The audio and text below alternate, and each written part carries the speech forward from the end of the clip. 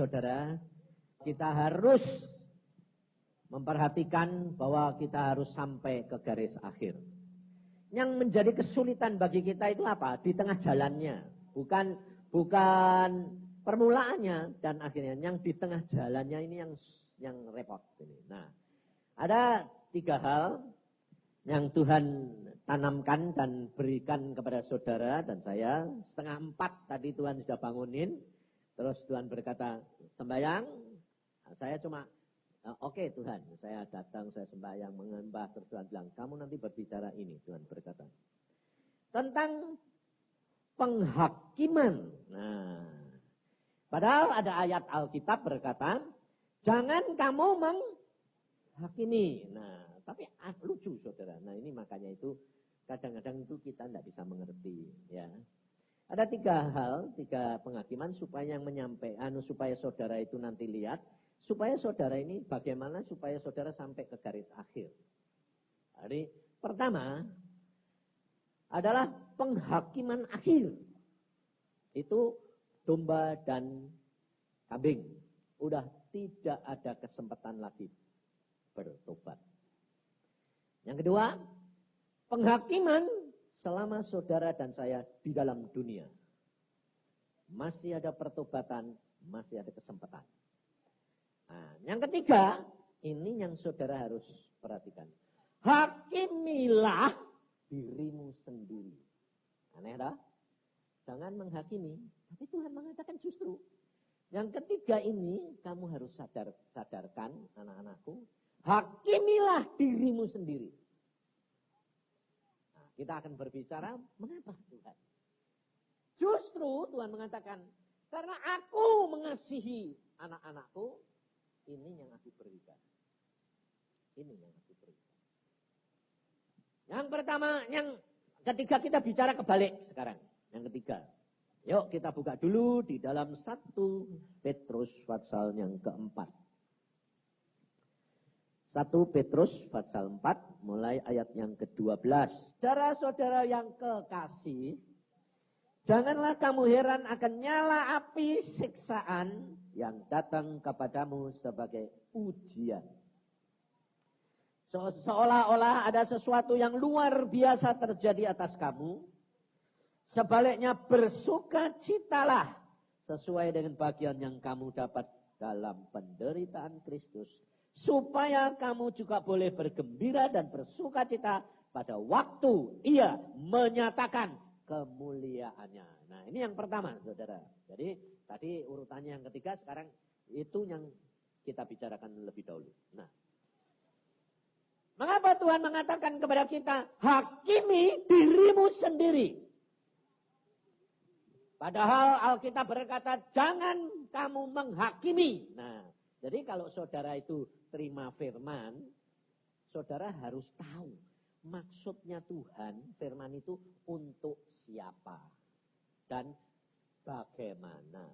Nah, Tuhan maunya saudara dan saya tidak menjadi hakim untuk orang lain. Lalu jangan bilang gini, kan Alkitab ngomong, jangan menghakimi. Jadi aku juga tidak boleh menghakimi diriku dewek. Jadi malah boleh ngasihani diri sendiri, salah.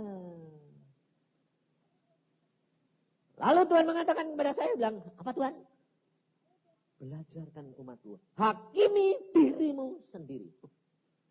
Kok aneh-aneh, aku bilang. Kamu tahu, mengapa kalau aku suruh kamu menghakimi dirimu sendiri? Karena kalau engkau sudah memulai menurut firmanku, baca firman, kamu sudah tahu, nah ya toh. Lalu kalau aku suruh kamu menghakimi sendiri, itu karena apa? Saudara dan saya ini cepat-cepatan sama setan. Setan musuhmu itu setiap kali itu ngelihat kamu nongkrong, untung kita itu masih untung. Kenapa? Setan tidak ada di mana-mana. Coba dia ada di mana-mana, repot gue. Dia ada di mana-mana. Tapi dia justru adanya di tempat-tempat tertentu, nah dia milih. Jadi kalau pas saudara tidak ditunggui setan, Lalu saudara dan saya itu berbuat dosa. Ya dah? Kalau engkau menghakimi dirimu sendiri, nah, caranya bagaimana? Kamu berbuat dosa, Roh Kudus langsung mesti memberikan sign, tanda, mulai kehilangan sejahtera. Yang kedua, Roh Kudus tugasnya mengingatkan kamu, menolong kamu. Dia ingatkan. Nah, pada waktu diingatkan firman, langsung saudara sadar toh? Saudara langsung bertindak sebagai hakim untuk dirimu sendiri. Langsung kamu mengatakan, aku salah. Terus langsung bertobat. Setan sempat nuntut dah? Enggak. Langsung pengampunan turun. Nah, kamu enggak harus menanggung hukuman. Makanya saya tadi kan kemarin dan selamanya dulu-dulu sudah ngomong, mau berbuat dosa sekalipun, ngomong sama Tuhan. Supaya apa? Supaya kalau nanti kamu mau kecemplung, Tuhan ini ngingetin. Loh. Tapi saudara pikir apa? Sudah tahu berbuat dosa, kok tak ngomong? Nah, justru tak ngomong, nyumput. Nah, kamu bakal ketahuan setan enggak? Ketahuan. Yang kedua, nah ini secara umum dulu ya. Kalau saudara tidak tanggap menghakimi dirimu sendiri, akhirnya kamu jatuh dalam dosa, belum sempat bertobat, setannya tahu. Langsung dia menghadap Tuhan. Anakmu berbuat dosa, adil, hukum. Waduh, Tuhan ini lihat, aduh, geleng-geleng. Anakku. Nah, terpaksa sudah, aku tidak bisa. Jatuhi hukuman. Nah, penderitaan. Nah, maksudnya penderitaan apa? Kenapa Rasul Petrus berkata, supaya engkau dan saya bisa mengucap syukur karena mengalami sebagian dari penderitaan Yesus. Supaya saudara dan saya cepat bertobat. Jadi kadang-kadang kita sudah tahu berbuat dosa, belum bertobat. Sampai hukuman datang, baru kita sadar. Aduh, salah.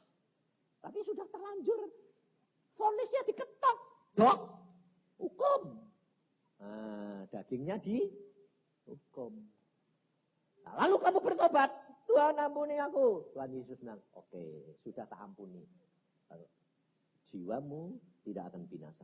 Tapi tubuhmu harus nanggung derita. Bayar harganya. Nah, kalau sudah sampai ke situ, harganya bayarnya ada waktunya. Jangka waktunya panjang atau pendek.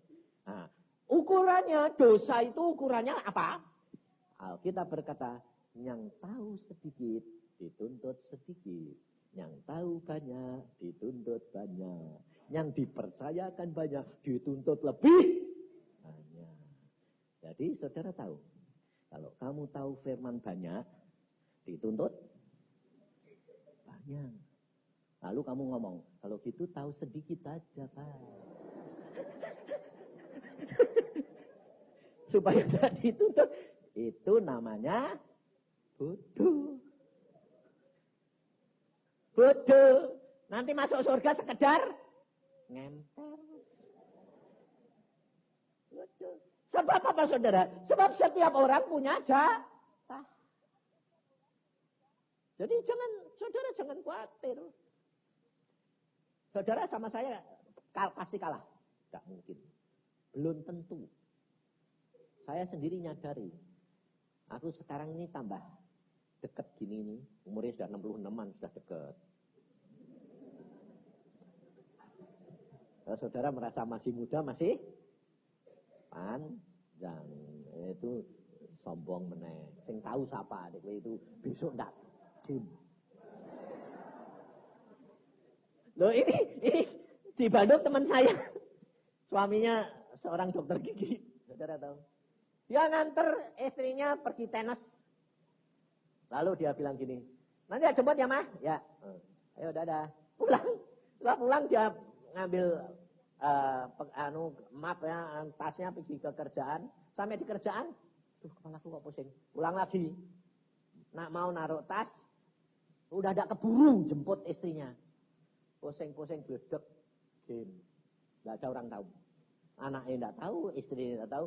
Jadi suaminya sudah berangkat, ini istrinya masih tiung.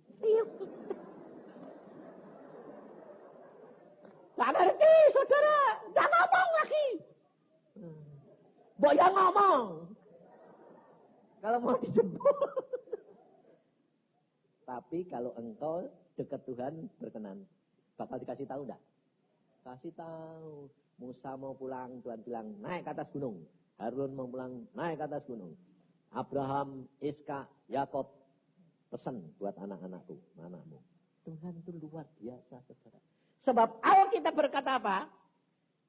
Dia tidak akan dapat menyembunyikan apa yang akan dilakukan kepada orang-orang yang karib dengan dia. Tuhan itu hatinya lembut, saudara. Tidak sampean. Luar biasa. Yang ketiga jadi apa? Pengadilan akhir. Nah, pengadilan akhir sudah tidak ada pertobatan. Kambing dan domba. Sudah langsung, saudara. Sebab pengadilan akhir nanti itu beda. Bedanya kenapa? Tuhan tidak repot menghakimi orang yang dari Adam sampai nanti akhir zaman. Tuhan itu tidak satu-satu ayo menghadap. Kamu salah apa? Tidak ada. Tuhan menghadap di tata satu-satu tuh datang tuh cuma bilang gini. Kamu sudah tahu? Ya Tuhan, aku tahu bagianku. Ya sudah masuk sana. Aku tahu sana. Jadi cepat saudara. Wong saya berdiri pada waktu sampai di sana saya lihat loh Tuhan ini baca kok 1000 tahun itu dalam waktu 1 hari itu keterlambatanmu berapa puluh tahun itu dalam waktu 1 jam itu kamu bisa nyusul. Oh, kok cepet sih Tuhan? Coba kamu baca. Bayang, baca selembar sebuku ini cuma gini toh, masuk. Persis komputer. Kok kayak komputer Tuhan? Dicepat gitu toh. Jadi tidak butuh banyak ya Tuhan. Gitu toh, wes ngerti apa? Makanya pada waktu saya dibawa sana di meja Tuhan ada doa-doa itu, aku sampai gini, saya melongok gini, Tuhan, wong doa itu kok ndak mau bacai satu-satu sih Tuhan. Kok kasihan dong Tuhan, anak-anakmu doa. Kok ini doa ditunda, ini doa dijawab langsung, ini ditolak. Kok ndak mau bacain? Aku bilang gitu. Tuhan bilang, kamu nanti ngerti, di dunia sama di surga beda. Terus akhirnya Tuhan bilang, aku mau pergi sebentar, kamu duduk di sini. Lumayan toh. Duduk, lihat. Oh, pantesan. Saya baru ngerti. Makanya saya bilang, alami, maka kamu akan ngerti. Ya pantesan. Loh aku jangan ngerti ya. Apalagi Tuhan. Aku cuma makin masak. Oh, ini doa segera. Oh, ini doa ditunda. Oh, ini ditolak. Bikin. Karena apa? Demikian masuk, Tuhan matanya tek, sedetik. Tidak ada 1 detik itu, mak. Tek, gitu. Oh, saya ngerti. Sudah baca kabeh. Oh, ini di sini. Oh, ini di sini. Oh, ini di sini. Buang. Oh, pantesan. Jadi di sini kok tidak ada waktu. Kekekalan. Tidak ada batas waktu. Pendek bisa panjang, bisa pendek. Waduh, tak bisa masuk akal. Nah, ngerti saudara? Jadi nanti kalau sudah dipisahkan sama Tuhan, kambing, domba. Sudah, kamu kambing sama domba. Waduh, ngangkat awake domba. Gak ada yang mau jadi kambing lah. Gak ada dah. Pikir. Kamu gak tahu bahwa sementara ini kamu tuh banyak kambing-kambing. Kenapa? Karena Tuhan sudah ngomong. Apakah kalau nanti aku datang ke dalam dunia, aku mendapati iman? Berarti banyak orang imannya karena jadi apa? Kambing. Makanya kamu ini cepet-cepetan. Nah, 3 tingkatan ini Yang pertama, yang kambing. Kenapa kok kamu ini banyak jadi kambing? Saya singgung sedikit karena yang penting itu yang pertama sama yang kedua. Yang hakimi dirimu sendiri dan penghakiman selama di dunia. Itu yang penting buat kamu. Yang terakhir, ini buat orang-orang yang sudah mengenal Tuhan lebih tinggi. Nah, mengapa saya katakan bahwa kamu ini kebanyakan kambing-kambing? Biarpun sudah melayani.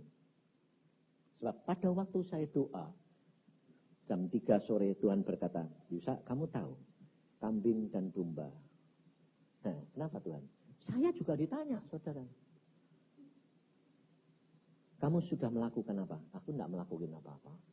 Nah, dari situ saya tahu. Waduh, kamu tahu, pada waktu aku tanya sama domba-dombaku bilang apa?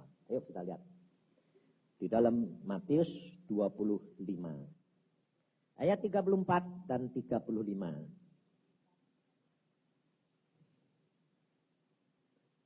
Bukan 34, 35. 35 saja, 36, 37. Sebab ketika aku lapar, kamu memberi aku makan. Ketika aku haus, kamu memberi aku minum. Ketika aku seorang asing, kamu memberi aku tumpangan. Ketika aku telanjang, kamu memberi aku pakaian. Ketika aku sakit, kamu memberi aku melawat aku. Ketika aku dalam penjara, kamu mengunjungi aku. Maka, perhatikan ya. Orang-orang benar itu akan menjawab dia, katanya, Tuhan, bila manakah kami melihat engkau lapar dan kami memberi engkau makan? Atau haus dan kami memberi engkau minum? Bila manakah kami melihat engkau sebagai orang asing dan kami memberi engkau tumpangan atau telanjang dan kami memberi engkau pakaian? Bila manakah kami melihat engkau sakit dan atau dalam penjara dan kami mengunjungi engkau? Nah, jadi kalau orang domba-domba ini jawab begitu, itu berarti domba-domba ini sadar enggak melakukan untuk Tuhan? Hah? Tidak sadar. Nah, sekarang saya tanya. Kambing jawabannya apa? Nah, tanyaannya sama. Jawabannya lain. Nah, ayat 44. Lalu mereka pun akan menjawab dia, katanya, Tuhan, bila manakah kami melihat engkau lapar atau haus? Dan sebagai orang asing atau telanjang atau sakit atau dalam penjara dan kami tidak melayani engkau? Nah, jadi jawaban kambing-kambing ini dia merasa sudah melakukan belum? Hah? Sudah? Nah, saya tanya, kamu ini merasa sudah melakukan apa belum? Saya buktiin. Tidak usah jawab. Sebab kalau jawab pakai pikiran, pinter. Tapi kalau kamu nanti ketemu Tuhan Yesus, sudah tidak bisa pakai pikiran. Apa saja ngaku semua. Ini perhatiin. Makanya saudara jujur. Alkitab, firman Tuhan yang ngomong. Ngomongnya apa? Kalau engkau melakukan kepada orang yang kecil, engkau melakukan kepadaku. Pada waktu kamu mengunjungi orang sakit, orang yang kecil yang sakit, kamu melakukan untuk aku. Pada waktu engkau memberi orang yang miskin, itu engkau memberi untuk aku. Nah, jadi selama ini, kamu melakukan firman itu enggak? Berdasarkan firman itu, kamu lakukan enggak? Jadi kalau kamu ada orang minta-minta enggak punya kasihan, terus kamu kasihan, kasihlah. Sebab firman Tuhan berkata, kalau aku melakukan kepada orang yang kecil, aku melakukan untuk Yesus. Kalau kamu melakukan begitu, nanti kalau ketemu Tuhan Yesus, kamu selama kamu di dalam dunia, apa yang kamu sudah lakukan?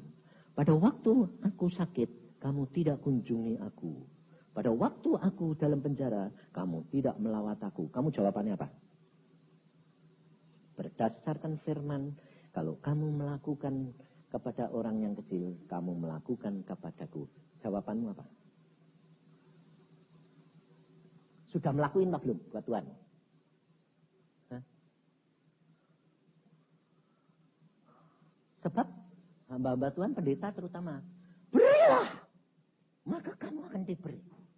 Seperti Tuhan Yesus berkata, Kalau kamu menolong orang kecil, kamu menolong Yesus. Tuhan Yesus tidak pernah mau utang. Kamu lakuin tak? Lakuin tak? Kalau kamu sudah merasa melakukan sesuai dengan firman. Jadi kalau kamu besuk pelayanan ke rumah sakit. Kamu doain orang-orang. Terus muncul firman. Seperti yang kamu lakukan untuk orang ini, kamu melakukan untuk aku. Nah, kalau nanti kamu ketemu sama Tuhan Yesus, apa yang kamu lakukan? Lalu Tuhan Yesus bilang, pada waktu aku di dalam dunia, kamu tidak melakukan kepadaku. Kamu jawabannya apa? Kapan? Jawabannya siapa itu? Kamu. Nah, jadi sementara ini kamu sudah jadi domba atau masih kambing? Ngerti, saudara? Aduh, aku sampai kaget saya pada waktu itu. Waduh Tuhan, dan hampir hamba-hambamu, anak-anakmu melakukan firman ini. Berdasarkan firman itu, dia melakukan terhadap engkau. Jadi, motivasi hatinya apa? Dia melakukan itu berdasarkan upah, bukan kasih. Nanti saudara. Kita kerap kali minta berkat, lalu kita mau melakukan apa yang Tuhan suruh. Jadi kita melakukan itu karena berkat, bukan karena kita mengasihi dia. Hati saudara. Nah, udah. Itu sedikit saja itu untuk hamba-hamba Tuhan. Bagian kita yang tahu sedikit dituntut sedikit. Yang tahu banyak dituntut banyak. Biarlah yang tahu banyak dituntut banyak. Nah, yang penting saudara, yang satu dua yang menghakimi diri sendiri. Nah, menghakimi diri sendiri, ini Tuhan berkata, mengapa aku mengatakan kepadamu supaya saudara menghakimi dirimu sendiri? Kalau kamu menghakimi dirimu sendiri, aku tidak usah menghakimi kamu. Karena kalau kamu sudah menghakimi dirimu sendiri, kamu berbuat dosa, langsung kamu sadar, diingatkan Roh Kudus, kamu bertobat, setan tidak sempat untuk lapor kepadaku, aku tidak usah menghakimi kamu. Langsung kamu sudah sadar, bertobat, tidak akan mengalami hukuman daging dan roh. Nah, bagaimana caranya? Nah, supaya kita menghakimi diri sendiri, ya toh? Itu masalahnya toh. Nah, masalahnya adalah dibekali dulu dengan firman. Yang kedua, saudara harus sadar, saudara bertobat, Roh Kudus ada di dalam dirimu, Roh Kudus penolongmu. Dia bukan hakim, dia bukan penentu, tetapi dia penolongmu. Mengingatkan, menolong. Jadi, kamu harus sadar senantiasa, kamu pergi kemana saja, kamu bersama dengan penolongmu, Roh Kudus. Nah, Roh Kudus ini lembut. Makanya Tuhan Yesus berkata, kalau kamu melawan anak manusia, diampuni. Tapi jangan melawan Roh Kudus. Tidak ada ampun. Kenapa? Karena apa? Dia lembut. Makanya Alkitab berkatakan, jangan mendukakan roh. Nah, bagaimana kamu mendukakan? Kalau kamu tidak nurut. Itu dia duka cita. Kenapa? Kenapa kok dia duka cita? Karena kamu pasti nanti akan mendapatkan pengadilan, penghakiman dari Tuhan. Dan kamu penghakiman dari Tuhan itu turun karena tuntutan setan. Pasti kamu menderita. Sakit.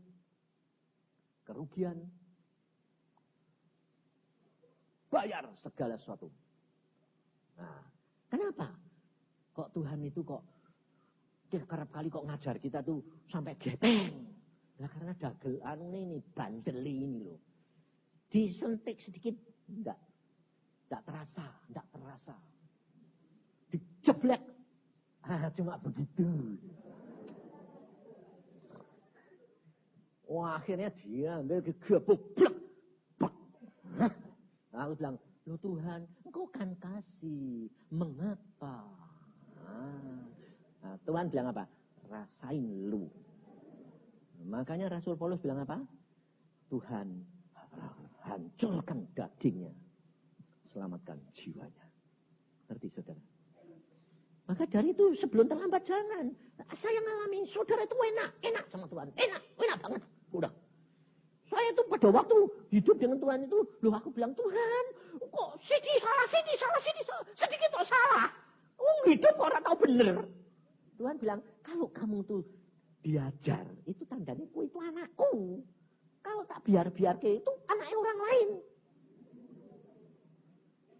Mau apa ya? Makanya Alkitab berkata, orang fasik dosanya ditimbun untuk nanti penghakiman akhir. Nah, tapi ke saudara enggak. Saudara dan saya itu karena Tuhan Yesus kasih. Makanya sudahlah nurut. Wong saya itu dulu waktu muda karepe dewek. Kalau Tuhan bilang, aku enggak suka. Ya, yang enggak suka kan kowe. Aku suka kok. Makanya saya itu ngalami jadi anak muda itu ngerti. Buandele kayak apa. Lalu Tuhan bilang, aku enggak suka. Lah ya yang enggak suka itu engkau. Engkau itu suci kudus. Aku ini di dunia dosa bergelimpangan dengan. Bayangin saudara. Dari umur 12 sudah kenal Tuhan. Alkitab bayangin. Ngomong dewek. Kayak apa itu. Bapakku yang nuntun. Tapi tak tentang terus. Tuhan bilang, aku enggak suka. Iya, tahu. Ya sudah, yang enggak suka itu engkau, tapi aku suka. Lah ya, tapi kamu enggak boleh. Ya enggak boleh kan buat kamu. Buat aku boleh. Nah, ya sudah, Tuhan bilang, oke, rasain. Wah, gepeng saudara.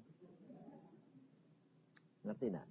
Dihadapkan kenyataan, akhirnya mau mati. Akhirnya sakit lumpuh, eklek. Nah, Tuhan bilang, saya ini bisa apa? Nah, enggak bisa apa-apa. Nah ya sekarang mau apa? Ya enggak bisa apa-apa. Lah terus apa yang kamu lakukan? Ya cuma minta ampun deh. Terima kasih Tuhan, terima kasih Tuhan. Kamu sebentar lagi mati. Mati untung, masuk surga. Nah kali tobat. Saudara tahu? Setelah itu Tuhan bilang, udah tobat sungguh, tobat alami. Ngalami setelah sakitnya setengah mati saudara. Kayak ribuan jarum. Waduh, saya bilang, sakit. Aku bilang, kok sakit sih Tuhan? Oh, sebelum seberapa. Apa? Ini sebelum seberapa? Loh. Kenapa Tuhan kok belum seberapa? Sesuai dengan bandelmu. Nah, rasain kau ya, aku bilang itu. Aduh, lah terus bagaimana? Ucapkan syukur. Aduh, mateng aku. Ngalami, saudara. Nah. Tapi kalau sudah, saudara, sekarang sudah jadi hamba Tuhan, lalu Tuhan bilang, selesai pendidikan buat kamu. Tuhan bilang, nurut. Ya, tetapi jangan kira enak. Wow, ngeri-ngeri sedep. Yang saya bilang ngeri-ngeri sedep itu memang ngeri. Kenapa? Seolah-olah tuh segala kepinginku tuh tak sampai. Tapi padahal ternyata semua sampai, saudara. Jangan saudara kira tak kesampaian sampai semuanya. Sampai saya bilang, wah ternyata itu engkau ini adil dan kasihmu luar biasa. Jadi selama di dalam dunia, aku bisa menikmati dunia. Iya. Apa saja, apa? Wah seneng mobil, sampai toh. Selama kau dulu waktu kecil, sampai enggak? Enggak. Kenapa? Bandel, enggak nurut. Tapi akhirnya kamu nurut, malah kesampaian toh. Iya. Wah iya, makanya itu nurut. Kau mata keranjang. Tuhan bilang gitu. Iya toh. Bekas, tapi aja sementara. Aja ngaku. Saudara tahu, itu pun dipuaskan. Kok aneh? Loh, kok aneh Tuhan? Apa itu dosa? Enggak, perhatiin Tuhan bilang. Kamu selama kamu hidup, itu nanti perubahan zaman, anak-anak perempuan itu berubah. Dan kesenangannya juga, dunia ini juga berubah. Contohnya, zaman kamu itu wanita yang moral. Itu yang ideal. Jadi anak muda semua kepingin ini perempuan sing moral, padat. Terus setelah itu tahun berapa gitu mulai idealnya tipis.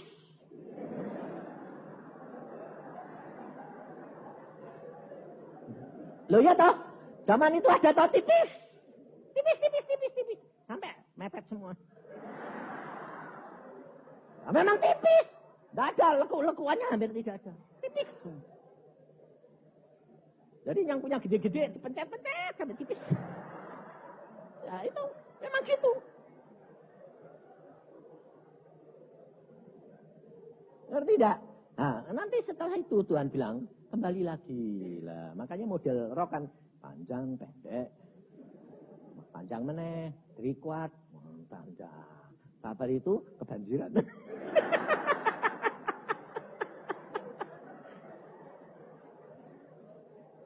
Ya toh, itu lah Tuhan bilang, kamu lihat ya. Terus Tuhan bilang apa? Kalau kau nurut aku, kau ngalami semua enggak? Ngalami. Memang permulaan aku beri kepada kamu enggak enak. Bayangin saudara, pada waktu itu 2 tahun saya belum ketemu istri saya. Saya sudah dikasih tahu mimpi perempuan jalan. Tik. Aku bilang, Tuhan aku kok mimpi kok ada perempuan jalan kok aneh. Kayak kuda. Jendit gitu. Kok aneh sih Tuhan? Jalannya aku bilang. Tuhan bilang apa? Itu bakal jodohmu. Loh Tuhan. Aku pengen sing padet kok mau sing tipis gitu. Tuhan itu paling baik buat kamu. Aku seneng gini ya. Nurut gak? Nurut. Ya sudah. Terima. Luar biasa. Mata keranjang pun dipuaskan.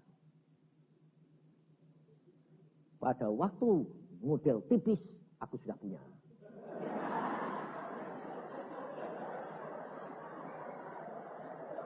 Ya dah. Nah, setelah itu, pada masa saya senengnya padet, setelah kawin sama saya, padet. Lalu Tuhan bilang, lihat sekarang padet gak istrimu? Oh iya padet. Wah, nah, jadi kamu tambah cinta dah? Iya. Habis itu idola saya zaman muda. Ini keturutan.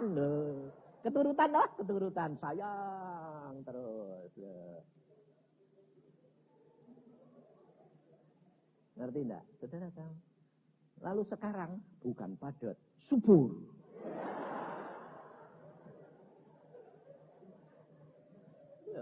Tapi lucu saudara. Makanya saya itu bisa cerita karena apa? Aneh. Loh, kamu sampai istri saya itu ngomong gini. Yang kowe gak malu. Malu apa? Aku ini kok tambah subur. Bobotku sekarang 70. Wong waktu kawin sama saya 37. Jadi dari 37 sampai 70 itu kan. Saya pacaran 13 tahun umur 17. Kawin umur 30, terus menikmati hidup sekarang 36 tahun. Berapa? Dari tipis, padat, subur, makmur.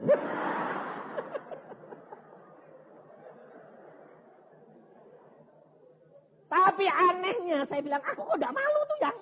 Malah rasanya itu bahagia, bangga punya kamu. Kenapa gitu? Nah ya ini aku yang gak ngerti. Ini tuh kasih dan ini tuh kuasa Allah yang membuat aku bisa begitu. Sehingga aku tidak pernah sekarang itu ketarik sama orang lain. Ketarik cuma sama kamu saja. Kenapa? Wah sebabnya apa? Selalu ingat. Tipis, kadet, waduh, syukur. Menikmati benar-benar makmurnya hidup dengan Tuhan. Ngerti saudara? Dan kasih itu tidak cuma di sini, tulus. Saya bisa melihat kalau dia senang, bahagia, saya lebih bahagia. Daripada kalau dia bahagiakan saya. Enggak, kebalik. Saya lihat dia bahagia, senangnya setengah mati. Aku bilang, nah itu kasih. Saudara tahu? Nah, kalau saudara itu dan saya nurut, enak saudara. Pada waktu suatu saat saya ada orang berterima kasih sama saya. Karena orang itu bisu. Karena tali suaranya putus. Terus ke Amerika sudah tidak bisa sembuh. Karena apa? Dia suaminya ada gandengannya. Dia neken diri. Putus kita suaranya. Bisu. Ngerti saudara? Kenapa? Nah, karena tidak nurut Tuhan. Ya toh? Tak nurut Tuhan. Jangan sakit hati, jangan kepahitan. Nah, dia pahit, dia sakit, putus suaranya, bisu. Nah, setelah itu ketemu sama saya cuma berkata, teriak-teriak. Nggak keluar. Nggak usah dibatasi dengan akal. Teriak-teriak. Tiap pagi. Sekeras-kerasnya. Tanya lagi, bagaimana? Loh, mau teriak kok bagaimana? Udah ngomong aja. Wah. Kalau bilang Tuhan, teriak sekeras-kerasnya. Nggak keluar, nggak masalah. Yang penting lakukan. Ya, sudah. Sebulan kemudian suatu saat tiap pagi loh saudara. Langsung jam 4 bangun. Suaminya tidur dia, wah Tuhan. Satu pagi suaminya sampai mencelat. Kenapa? Wah ada orang teriak sebelah tidur dia. Tuhan, wah ada apa? Suaminya lupa kalau istrinya bisu. Ada apa? Kok teriak-teriak kayak gitu sampean? Dia bilang, Papa, aku bisa ngomong. Oh iya, kamu bisu ya?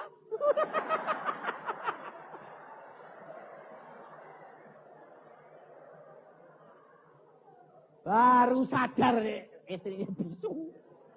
Terus dirangkul tangis-tangisan orang tua. Bayangin. Nah, dia terima kasih sama saya. Dia beli rumah di sebelahnya buat saya kalau ke Jakarta tinggal. Lebih dari hotel 5, bintang 5. Semua tersedia, buah-buahan, wah lemari es apa. Waduh. Aku sama istri saya tidur cuma semalam, belum semalam saudara saya bilang, yang waduh ini kayak hotel bintang 5. Baru ngomong situ, seneng enggak? Seneng enggak? Seneng ini. Dipakai Tuhan. Baru semeleh loh saudara di tempat tidur. Enak ya yang? Tuhan ini bilang, enak ya?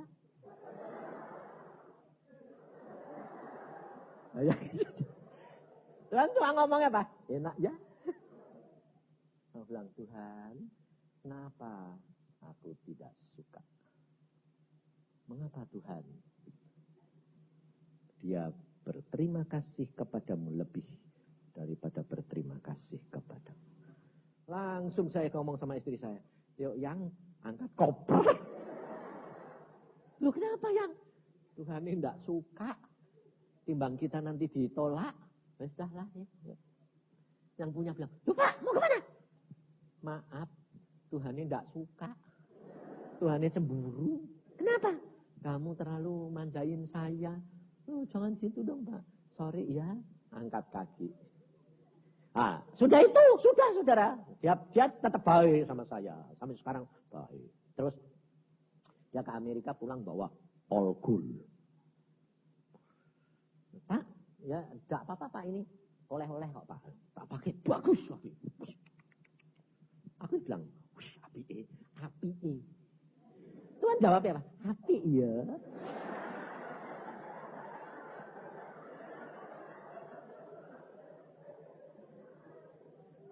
Bayangin saudara. Tuhan cuma ngomong mengingatkan gitu ya. Kamu ngerti enggak maksudnya? Ngerti dah? Nah, ya kalau kamu akrab dengan dia. Enggak usah bilang, lepasin, berikan. Tidak usah terima. Enggak, Tuhan itu lembut. Ngerti nih ngomongnya. Api ya. Cuma niruin aku ngomong. Aku bilang, api ya. Api ya. Nadanya beda. Aku bilang api karena seneng. Dia api ngelulu.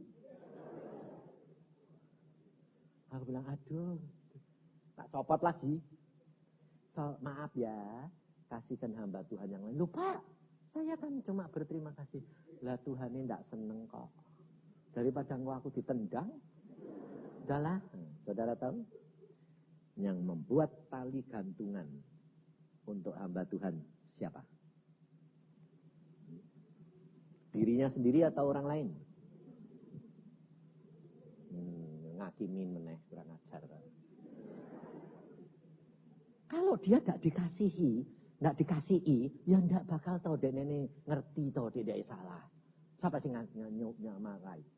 Jemaat. Makanya kalau kamu nanti ninggih-ninggihkan agung, jenenge wis agung. Nanti kalau banjire kekagungan, kelelep. Hati-hati saudara.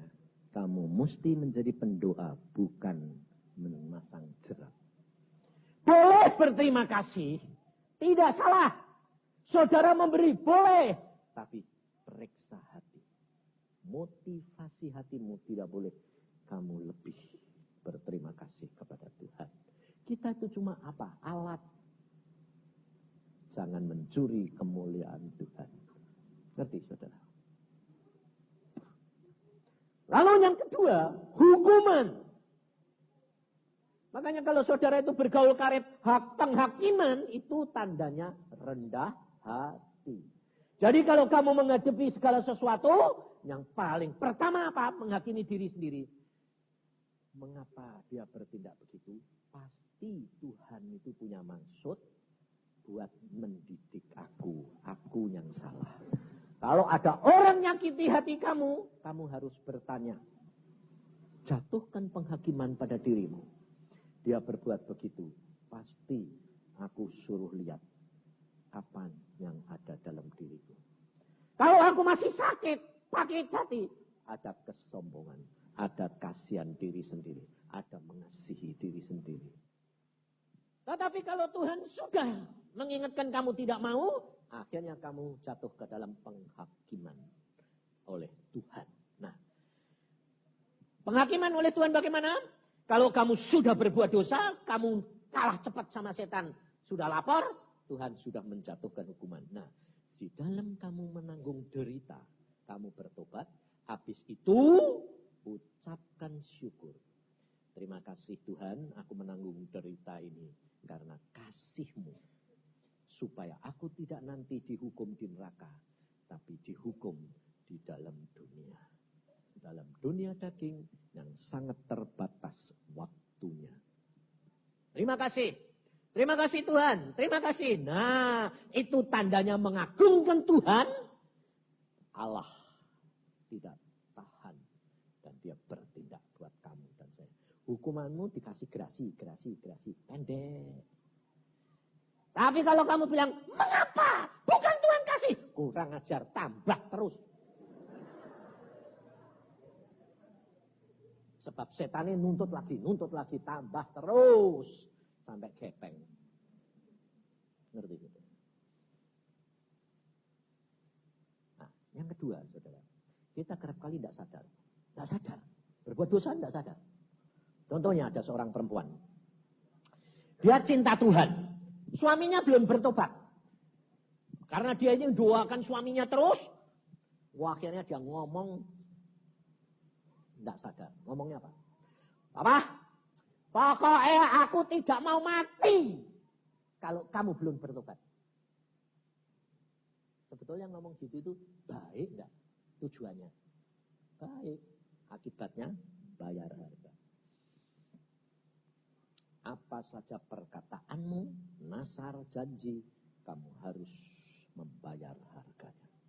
Nah, orang itu akhirnya apa? Ibu ini sakit, livernya hancur sudah karena tumor sudah hancur, badannya hancur sampai warna ini kayak tembok kuningnya. Tapi tidak bisa mati. Anaknya dokter, tapi dia bilang, aku tidak bisa mengerti. Mama ini liver sudah hancur, semua sudah hancur. Udah tidak bisa apa-apa, tidak bisa ngomong, tidak bisa apa-apa. Koma. Kok enggak mati-mati nih? Hidupnya dari mana? Enggak dikasih nafas buatan. Enggak. Diinfus tok. Makanannya bukan dari sini. Diinfus tok. Enggak mati-mati. Berbulan-bulan. Sampai tahunan. Enggak mati-mati. Akhirnya saya dipanggil. Yang manggil bukan anaknya. Sebab anaknya ini salah satu dosen atau dokter. Nah ini murid, mahasiswa. Om, kasihan si Om, aku ya sudah bantu berdoa Om, tapi kok gak tahu. Ya sudah, aku tanya, Tuhan datang. Ya wis. Saya datang. Saya datang, saudara tahu, saya mau berdoa, biasa toh. Nah ini loh, perhatiin. Biasa kalau kita doakan, numpangi tangan, ya kepala, gitu toh. Nah saya ya mau numpangi kepalanya, saya mau berdoa, Tuhan, apa yang saya harus lakukan? Apa yang saya harus lakukan Tuhan? Mau tak tumpangi tangannya, kepala itu, Tuhan bilang, tidak usah kepala, kaki. Kaki. Ya wis ngaleh. Jadi orang yang lihat situ semua kan bingung toh ya. Ini ono pendeta kok aneh iki lho. Oh, numangi kepala, badannya ora, kaki. Kaki ngene pergelangan sini lho. Aku apa sih Tuhan? Nurut. Setelah numpangi tangan, baru Tuhan ngomong lagi. Jadi kalau Tuhan tadi ngomong, tidak usah kepala, kaki. Kaki sebelah mana? Oh, tanya. Pergelangan, ya wis. Baru dia, aku tanya, mengapa? Kuruk. Nah, tanyok.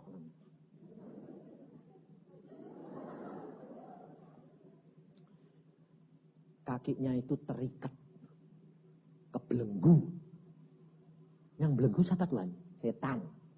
Kenapa Tuhan? Karena dia bernasar tidak mau mati kalau suaminya tidak bertobat. Oh. Wah, habis gitu saya belum ngomong. Oh, aku kayak manggut-manggut. Suaminya langsung tanya. Ada apa, Pak? Waduh, ini sih dibuat orang ini. Kurang ajar sekali orangnya ini. Ini kurang ajar. Suaminya melotot marah, mukanya merah. Siapa, Pak? Yang membuat istriku penderitaan kayak gini. Wah, ruangan ini untung do rumah sakit VIP, done Advent ini. Jadi dia marah. Siapa, Pak? Jahatnya kayak gitu. Kejem ya Om. Ini orang kejem banget ini Om. Siapa? Aku bilang, ngasih tahu Tuhan. Ya tuding aja. Orangnya Om, mau tahu? Ya, kamu. Lalu, baik, 2 kali double marahi. Saya jadi diplototi. Itu kira pendeta edian itu. Aku sih. Jadi aku diplototi malah. Apa? Saya. Wah, aku gendut tak plototi, aku modelnya. Ya, kamu. Ngerti kamu? Aku minum. Apa salah saya? Istrimu sebelum mati, sebelum waktu hidup, dia sudah bertobat. Dan dia mengatakan kepada kamu, aku tidak mau mati sebelum papa bertobat.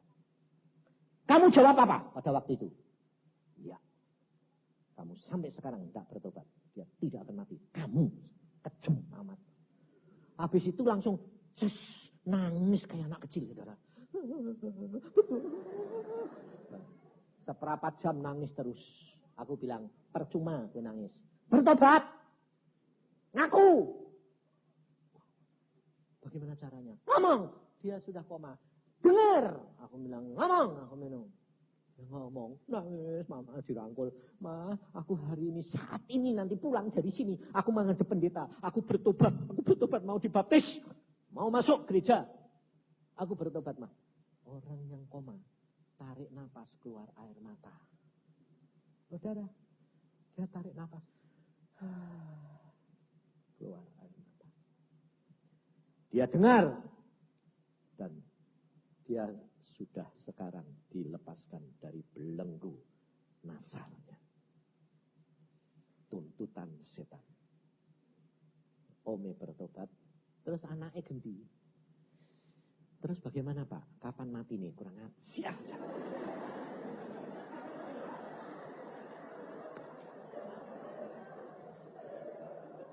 Terus piye surat. Dewek dikasih tahu ngerti ada. Siapa kan kecepetan lu. Ngatur nih aku minus. Udah siap-siap sana pokoknya pulang. Kemudian jam 11:30 saya dibel sama anak Pak mahasiswa itu. Om, betul pas berangkat. Harinya tepat Om. Ngerti saudara? Harus membayar harga. Maka dari itu jangan ngomong sia-sia. Jangan janji-janji. Jangan sok. Anak muda jangan sok janji. ikat janji, sedang jatuh cinta. Oh, jangan khawatir, aku cinta. Cinta gombal. Aku dhewe yang ngalami yo. Loh, iya toh? Itu jodoh dari Tuhan. Loh, ya toh? Aku bilang, kamu jodoh dari Tuhan. Aku tidak akan meninggalkan kamu. Pacaran aja. Aku sedang gandeng orang 2-3 lagi. Aku bilang, cinta kok kayak gini itu apa? Aku bilang itu.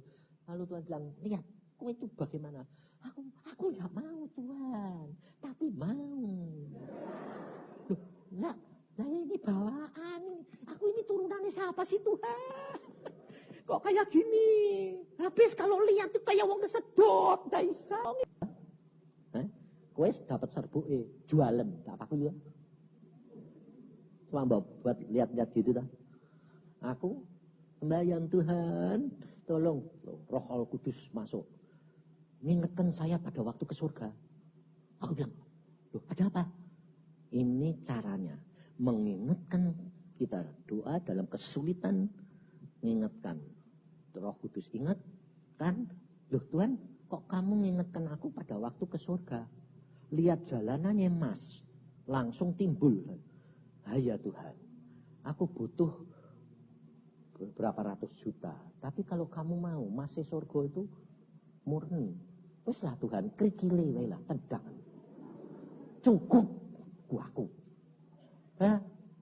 Plus habis sembahyang jeglek, telepon berbunyi, langsung kerikil surga dilempar, diuangkan, kirim ke Yusa. Langsung telepon berdering, cari Yusa. Ya saya kenapa? Saya diperintah Tuhan Pak, baru dari bank ngirim uang kepada kamu. Berapa? 400 juta. Buat apa? Tidak tahu. Tuhan bilang buat kamu sama anakmu. Saya sembahyang. Sebentar. Tuhan buat apa? Lalu bar sembahyang kerikil mbok tendang, tak tendang kok. Waduh. Ayo, lumayan serbuke atau lumayan